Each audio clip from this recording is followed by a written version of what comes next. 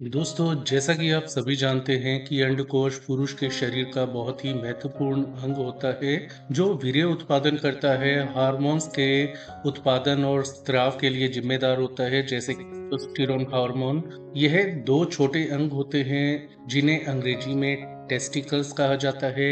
ये अंडकोश शरीर के लिंग के नीचे एक पतली थैली स्क्रोटम में पाए जाते हैं। वैसे तो टेस्टिकल को वृषण कहते हैं हिंदी के अंदर, और जिस थैली के अंदर ये लटके होते हैं, जिसे कि स्क्रोटम कहा जाता है या अंडकोश कहा जाता है, आमतौर पर लोग वृषण के लिए अंडकोश का ही इस्तेमाल कर देते हैं। अंडकोश मोटी और मजबूत त्वचा का बना होता है, लेकिन फिर भी कई प्रकार की बीमारियां और समस्याएं इनमें दर्द और सूजन की समस्या पैदा कर देती है। यह समस्या किसी भी उम्र के पुरुषों को प्रभावित कर सकती है, और इसके कारण अक्सर हल्के से लेकर गंभीर लक्षण आपको दिखाई दे सकते हैं। अंडकोश में होने वाला दर्द कभी कभी धीरे आता है, कभी लंबे समय तक रहता है, जबकि कुछ मामलों में यह दर्द अचानक और बहुत तेज हो सकता है। यदि समय रहते इसका इलाज ना किया जाए तो जिस कारण से अंडकोश में दर्द और सूजन की समस्या आई है, वह गंभीर भी हो सकती है, बिगड़ भी सकती है। इसलिए आपका जो अंडकोश है बहुत ही सेंसिटिव जगह होती है, और यदि आपको किसी प्रकार के असामान्य लक्षण जैसे तेज दर्द, सूजन है, तो डॉक्टर से मिलना बहुत जरूरी होता है। दोस्तों, अंडकोश में दर्द और सूजन पैदा करने वाले सबसे बड़े 7 या 8 कारण ये होते हैं, जो कि अक्सर अंडकोश में तेज दर्द और सूजन के लिए जिम्मेदार होते हैं। पहली समस्या होती है इंग्वाइनल हर्निया। यह तब होती है जब छोटी आंत या फैटी टिश्यू का कुछ भाग अंडकोश में आकर दबाव डालता है, प्रेशर डालता है, जिसके कारण वृषण में दर्द और सूजन की समस्या आ जाती है। हर्निया आमतौर पर भारी वजन उठाने के कारण होता है, जैसे जिम में अचानक से भारी भरकम वजन उठा लेना। इस समस्या का निदान सर्जरी द्वारा ही किया जाता है। इस समस्या के लिए आप को ठीक करने के लिए आपको डॉक्टर के पास जाकर सर्जरी करवानी पड़ती है। दोस्तों, आपके वृषण से जुड़ी हुई स्पर्मेटिक कॉर्ड होती है। इसमें बहुत पतली पतली रक्त वाहिकाएं होती हैं, जो कि अंडकोश को रक्त की आपूर्ति करवाती हैं।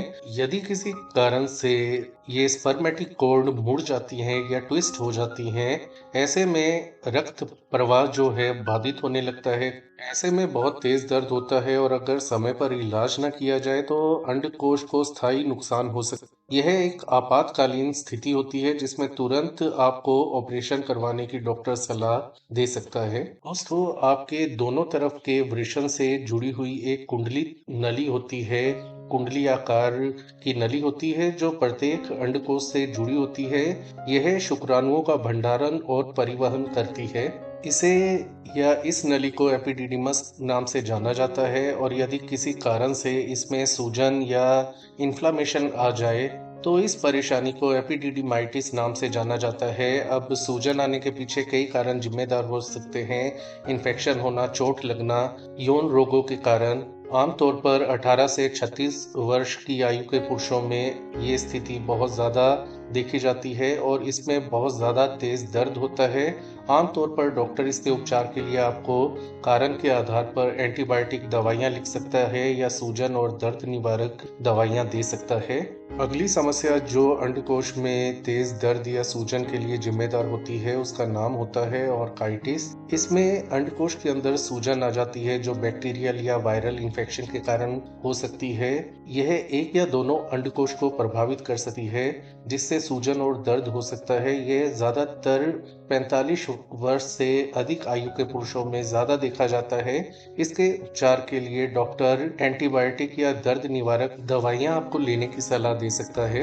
यदि किसी कारण से प्रोस्टेट ग्रंथि में सूजन की समस्या आ जाए तो अंडकोश में दर्द हो सकता है। प्रोस्टेट में संक्रमण या चोट लगने पर आमतौर पर ऐसा होता है। इसके इलाज के लिए भी डॉक्टर एंटीबायोटिक दवाइयां और दर्द निवारक दवाइयों के बारे में आपको बता सकता है या लिख सकता है आपको। अगला कारण होता है, कभी कभी अंडकोश में गांठ या ट्यूमर बन सकता है, जिससे दर्द और सूजन होती है।